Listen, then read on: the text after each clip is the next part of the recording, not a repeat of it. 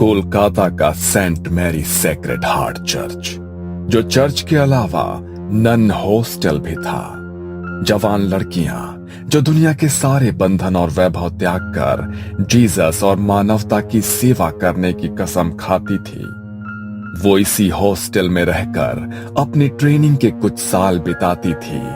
और जब उन्हें नन होने के सभी कर्तव्य सिखा दिए जाते तो उन्हें सेक्रेड हार्ट सोसाइटी से जुड़े किसी चर्च में भेज दिया जाता।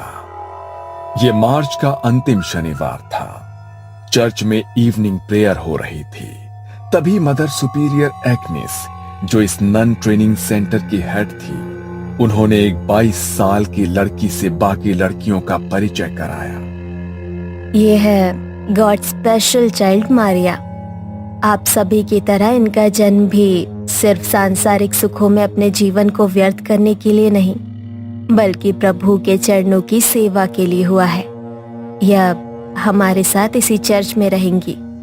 मदर एग्नेस ने अपनी तरफ से नन मारिया का इंट्रोडक्शन दे दिया था, लेकिन मारिया के चेहरे पर गहरी उदासी की परत चढ़ी दिखाई देती थी। उसने न किसी से नजर मिलाई, न किसी को देखकर कोई भाव उसके चेहरे पर आया। बस जैसे ही मदर एग्नेस ने अपनी बात खत्म की, वो चुपचाप अपने कमरे की ओर निकल गई। ये लड़की तुमको कुछ अजीब नहीं लगा? मुझे तो ऐसा लगा जैसे उसे जबरदस्ती इधर भेजा है। पता नहीं, उसकी आंखों में कुछ है। I can feel it. Mother Agnes ने तुम्हारा बात सुना तो प्रॉब्लम हो जाएगा। बाद में देखते हैं। अगर ऐसा कुछ होगा तो वो खुद बोलेंगी ना। तुम क्यों अपना मूड खराब करता है?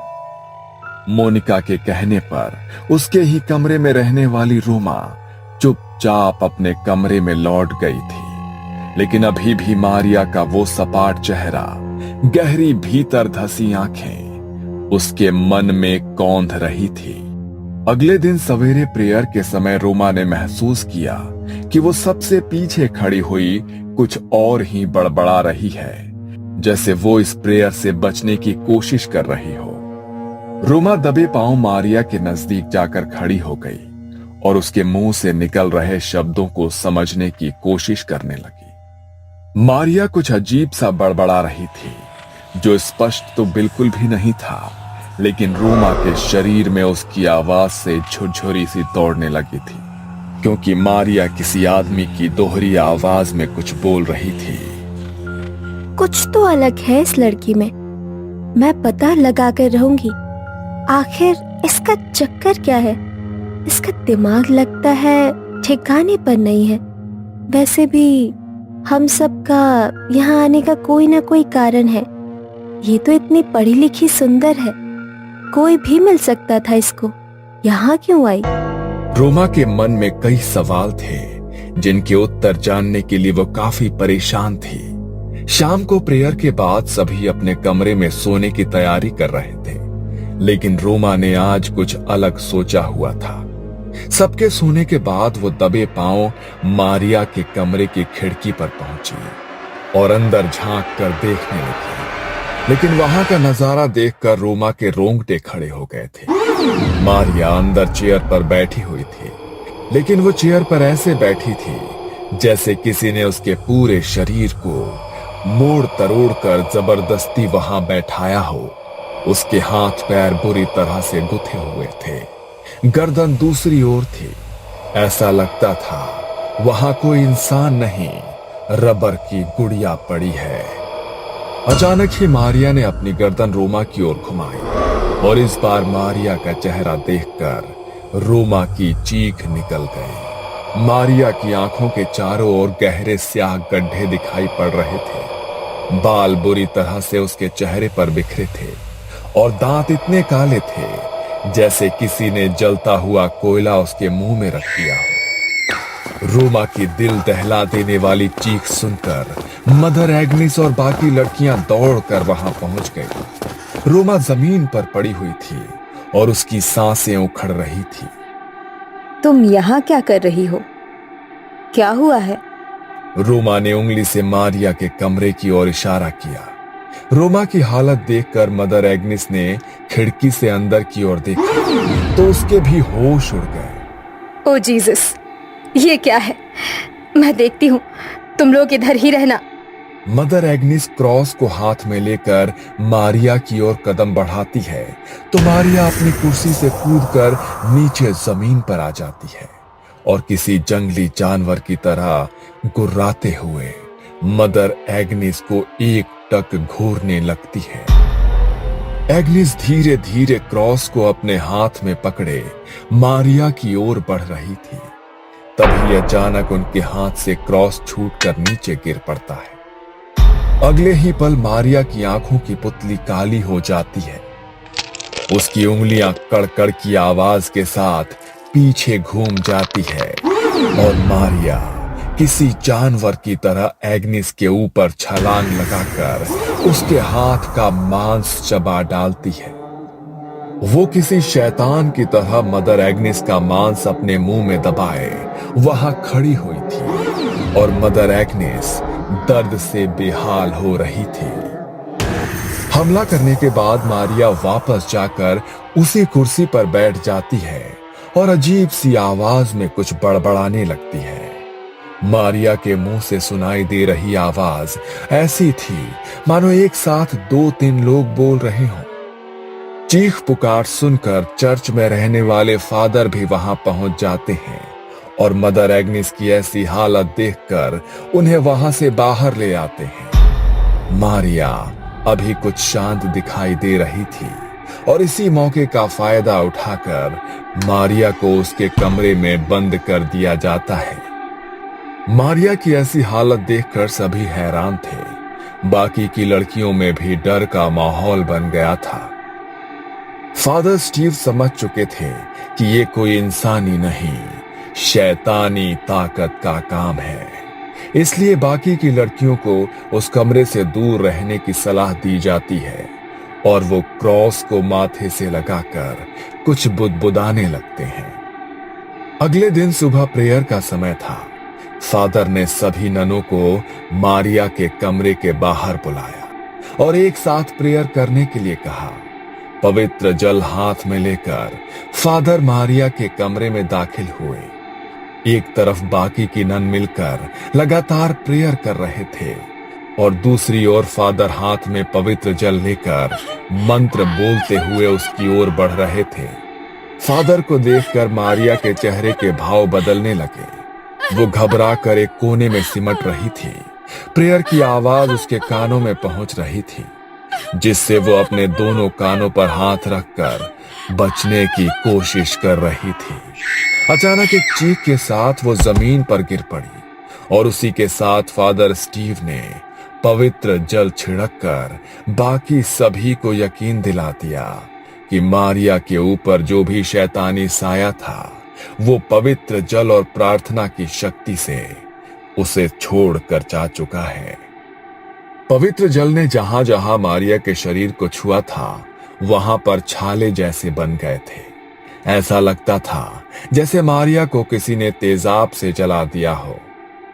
कुछ देर बाद मारिया को होश आया तो वो दर्द से कराहती हुई पहले से काफी कमजोर नजर आ रही थी।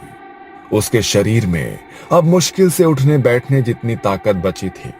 चेहरा एकदम मुरझा चुका था, शरीर भी मानो झुक गया था।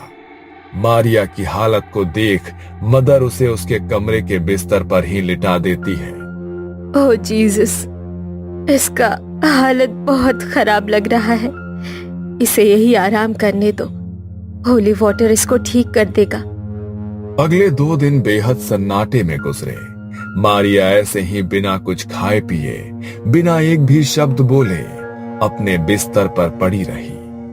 2 दिन बाद उसने टूटे फूटे शब्दों में पानी मांगा। मदर के कहने पर मारिया को पानी पिलाया गया। मारिया अब थोड़ी सामान्य सी नजर आ रही थी। ऐसा लगता था कि जैसे जो भी बुरी शक्ति थी वो वाकई में उसे छोड़कर अब जा चुकी है। मारिया की ऐसी हालत देखकर मदर एग्निस ने प्यार से उसके सर पर हाथ फेरा। कुछ खाओगी? मारिया ने हाँ में गर्दन हिलाई और फिर कई दिनों के बाद मारिया ने भर पेट खाना खाया। वो खाती ही जा रही थी जैसे न जाने कितने सालों से भूखी हो। जैसे जैसे समय बीत रहा था, मारिया के खाने की गति और तरीका बदलते जा रहा था।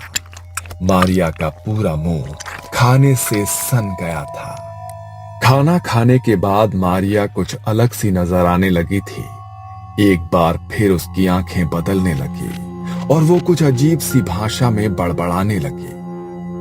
ये बार बार अलग भाषाओं में बोल रही है, लेकिन इसने इतनी सारी भाषाएं सीखी कब? आप तो कह रही थी ये अनाथ आश्रम में रहकर पढ़ी है। क्या वहाँ पर ये सब भी सिखाते हैं? और आपने उसे खाना खाते हुए देखा? ऐसा लग रहा था जैसे कोई इंसान नहीं, जानवर खा रहा हो। मुझे नहीं लगता ये अपने होश में है। इस समय जो कुछ भी कर रही है ये उसके अपने बस में नहीं है। इससे पहले कि कोई कुछ कर पाता, मारिया एक बार फिर से नॉर्मल हो गई थी। ऐसा लगता था अभी कुछ देर पहले जो भी हुआ उसे उसकी जानकारी ही नहीं है। मारिया का स्वभाव गुजरते समय के साथ अजीब और अजीब होता जा रहा था। मदर एग्नेस और फादर स्टीव समझ गए थे कि मारिया को संभाल पाना उनके बस का नहीं है। मारिया को शुक्रवार तक यहाँ पर ही रखना होगा, उसके बाद फादर एडमंड ही कुछ कर सकते हैं। 3 दिन बाद शुक्रवार को फादर एडमंड वहां आए और देर रात सबके सोने के बाद एक्सोर्सिज्म यानी कि मुक्ति की प्रक्रिया शुरू की। मारिया को एक कुर्सी पर बांध दिया गया। उसके चारों ओर क्रॉस और जलती मोमबत्तियां रखकर पवित्र जल का छिड़काव कर दिया गया और उसी के साथ फादर ने मंत्र पढ़ने शुरू कर दिए। मारिया की आंखों की पुतली एक बार फिर से काली नजर आ रही थी। उसके चेहरे पर शैतानी मुस्कान दिखाई दे रही थी। मारिया एक साथ कई भाषाओं में जाने क्या बोल रही थी। कभी उसके मुंह से नन्हे बच्चे की आवाज सुनाई देती, तो कभी किसी आदमी की कड़कती आवाज कानों में पड़ती। जैसे जैसे फादर मंत्र पढ़ते जा रहे थे, मारिया अब गुस्से में दिखाई देने लगी थी। अचानक ही मारिया जोर से चिल्लाती है और उसी के साथ उसके आसपास लगी सभी मोमबत्तियां एक साथ बुझ जाती है। और तभी फादर देखते हैं कि जमीन पर रखे क्रॉस और मारिया के बीच की जमीन फटने लगी है। मारिया बुरी तरह से चीख रही थी। उसकी चीख की तेज आवाज किसी के भी बर्दाश्त से बाहर होती जा रही थी। अचानक ही मारिया का शरीर बुरी तरह से अकड़ने लगता है और उसी के साथ मदर एग्नेस की आंखों का रंग भी गहरा काला पड़ जाता है। मुझे छोड़ दो, मैं बताती हूँ, सब बताती हूँ। ये सब 1 साल पहले शुरू हुआ था। मारिया एक नन कभी बनना ही नहीं चाहती थी। वो तो शादी करके अपना हैप्पी लाइफ स्टार्ट करना चाहती थी। ये हर संडे को सिटी चर्च में आकर प्रेयर में अपनी आवाज में गाने गाकर सुनाती थी।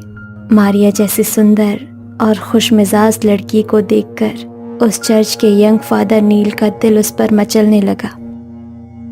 नील ये भूल गया था कि उसने चर्च के लिए अपना जीवन समर्पित करने की कसम ली है। धीरे धीरे दोनों के बीच बातें शुरू हुई और जवानी के आवेग में ये दोनों रिश्ते में आ गए। मारिया और नील दोनों के लिए इस रिश्ते को सबके सामने लाना असंभव था, क्योंकि एक फादर उम्र भर कुंवारे रहने की कसम खाता है। अगर ये बात सोसाइटी में किसी को भी पता चलती तो बहुत बड़ा तमाशा होता। चर्च की रेपुटेशन खराब होती सो अलग। इसीलिए वो अब अपनी गलती सुधारना चाहता था। उसी दिन मारिया जब चर्च में प्रेयर के लिए आई तो उसने बताया कि वो 4 महीने की प्रेग्नेंट है। फादर नील के पैरों के नीचे से जमीन निकल गई थी। वो कुछ भी समझने की हालत में नहीं था।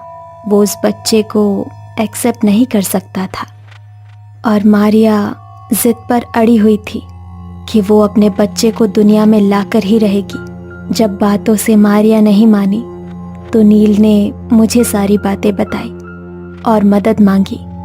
मैंने वादा किया कि मैं उसकी मदद करूंगी, लेकिन पहले ज़रूरी ये था कि वो मारिया को बच्चे से छुटकारा पाने के लिए राज़ी करे। आधी रात का समय था। बाहर भयंकर तूफान आया हुआ था। मारिया को प्रसव पीड़ा शुरू हो चुकी थी और ऐसी हालत में सिटी चर्च में सिर्फ 3 लोग मौजूद थे, फादर नील, मारिया और नर्स जूली। मैंने नर्स जूली को सिटी चर्च में पहुंचने के लिए कहा था। जूली आ गई है ना, तुम चिंता मत करो, वो सब संभाल लेगी। यस, जूली तो आ गई है, लेकिन मारिया की हालत बहुत खराब है। मुझे कुछ समझ नहीं आ रहा, अगर उसे कुछ हो गया तो। मारिया की डिलीवरी समय से पहले कराने के लिए हमने धोखे से दवाइयाँ दी है। ऐसी कंडीशन में मरीज की हालत बिगड़ती ही है। इस समय तुम अपनी रेपुटेशन की चिंता करो, मारिया की नहीं। और अगर मर जाएगी ना तो अच्छा ही है, तुम्हारे लिए रास्ते का रोड़ा अपने आप साफ हो जाएगा। रात के तकरीबन 2 बजे बच्चे का जन्म हुआ। तब तक मैं भी सिटी होली चर्च पहुंच गई थी। मारिया की हालत खराब थी। आपका बच्चा पैदा होते ही चल बसा। I am sorry. नर्स के इतना कहते ही मारिया चीख चीख कर रोने लगी। मैंने नर्स को इशारा किया और वो बच्चे को लेकर चर्च के पीछे बने कब्रिस्तान में आ गई। नील मारिया को संभालने की कोशिश कर रहा था और उसी क्षण हम दोनों ने मारिया के जीवित बच्चे को गड्ढा खोदकर दफना दिया। हमें लगा था कि ये सब भी उस बच्चे के साथ हमेशा के लिए दफन हो गया, लेकिन कहते हैं ना, सच्चाई चाहकर भी छिपती नहीं है। मारिया को बदहवासी से रोते देख नील अपने आपे से बाहर हो गया। अरे क्या रोना धोना लगा कर रखा है तुमने? अगर जिंदा भी रहता तो क्या मिल जाता तुम्हें? अब तुम भी सुकून से जियो और मुझे भी जीने दो। कभी सोचा भी है कि अगर मैंने ये फैसला ना लिया होता तो जिंदगी बर्बाद हो गई होती हम दोनों की। तुमने क्या किया मेरे बच्चे के साथ? सच सच बताओ, कहीं ऐसा तो नहीं उस नर्स ने झूठ बोला मुझसे? हाँ, झूठ बोला हमने तुमसे। अब बेहतर होगा कि तुम अपने मुंह पर ताला लगा लो। मारिया घंटों तक रोती चिल्लाती रही, लेकिन अब कुछ नहीं किया जा सकता था। मारिया जानती थी फादर नील सबकी नजर में एक संत है। वो चीख चीख कर भी अपनी सच्चाई बताएगी तो भी कोई भरोसा नहीं करेगा। और वैसे भी अब इस सच को साबित करने के लिए उसके पास कोई सबूत भी नहीं था। मारिया अब खामोश सी हो गई थी। दिन भर किसी से बात करने वाली मारिया अक्सर रात में कब्रिस्तान में जाकर चीख चीख कर रोया करती थी। फिर उसने कब्रिस्तान जाना छोड़ दिया। एक रोज मेरे पास फोन करके मारिया ने कहा कि वो नन बनना चाहती है। शुरू में मैंने उसे समझाने की कोशिश की, लेकिन वो मानो अपनी जिद पर अड़ गई थी। नील के धोखे ने उसे बुरी तरह से तोड़ दिया था और अब वो इस संसार में किसी के साथ भी नाता रिश्ता नहीं रखना चाहती थी। और फिर मैं उसे अपने साथ यहाँ ले आई। कॉल नील, वरना ये मारिया जाएगी। फादर कुछ मंत्र पढ़ते हैं और मारिया के ऊपर हॉली वाटर की कुछ बूंदें छिड़क देते हैं। मारिया खुद को अपने बच्चे की मौत का जिम्मेदार समझ रही थी। उस गिल्ट ने उसको भीतर से बिल्कुल खोखला कर दिया था। आधी रात को कब्रिस्तान में जाकर मरे हुए बच्चे को पुकारने के कारण शैतानी रूहों ने उसके शरीर पर कब्जा कर लिया है। इन रूहों में मारिया के नन्हे बच्चे की आत्मा भी शामिल है, जो अब अपना बदला लेना चाहता है। फादर ने एक्सॉर्सिज्म की प्रक्रिया को और भी तेजी से शुरू कर दिया। वो लगातार हॉली वाटर छिड़क कर मंत्र पढ़ रहे थे। बंद करो, बंद करो। चीखते हुए मारिया ने खुद का हाथ उल्टी दिशा में घुमा दिया। मारिया के हाथ की हड्डी टूट गई थी और उसी के साथ मारिया की दिल दहला देने वाली चीख सुनकर सभी का दिल दहल उठता है।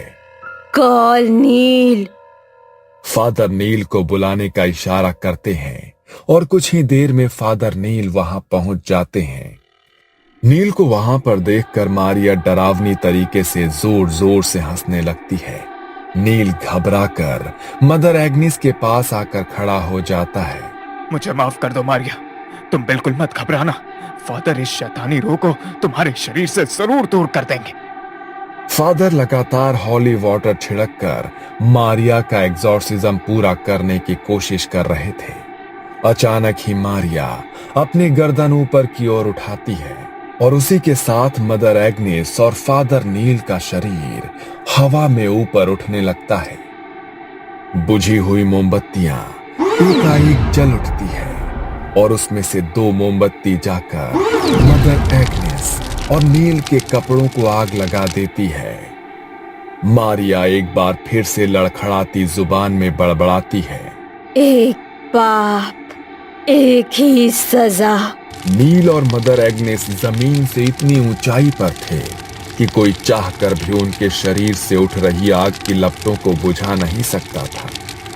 फादर के हाथों में पकड़ा हुआ हॉली वाटर उनके हाथ से छूटकर नीचे गिर पड़ता है और उसी के साथ मारिया की गर्दन एक ओर लटक जाती है। झुलसने के कारण मदर एग्नेस और फादर नील की मौत हो गई थी और मारिया, उसकी टूटी सांसें अभी भी बाकी थी। मारिया को तुरंत अस्पताल ले जाया गया और वहां पर कुछ दिन बिताने के बाद वो स्वस्थ हो जाती है। यूं तो फादर एडमंड ने आज तक बहुत से एग्जॉर्सिज्म किए थे, लेकिन उनके चर्च में किया हुआ यह पहला एग्जॉर्सिज्म था जो किसी नन के ऊपर हुआ था और जिसमें 2 जान भी चली गई थी। सिटी हॉली चर्च और सेक्रेड हार्ट चर्च को इस घटना के बाद बंद कर दिया गया, लेकिन मारिया और फादर एडमंड के लिए ये एक बुरा सपना बन गया जो आज भी उन्हें रातों को सोने नहीं देता। ये कहानी आपको अच्छी लगी हो तो हमें सब्सक्राइब करें, हमारा इंस्टाग्राम और फेसबुक पेज जरूर फॉलो करें। अगर आपके पास ऐसी ही कोई कहानी हो तो हमें कमेंट बॉक्स में भेजें। हम कोशिश करेंगे कि अगली एनिमेटेड स्टोरी आपकी होगी।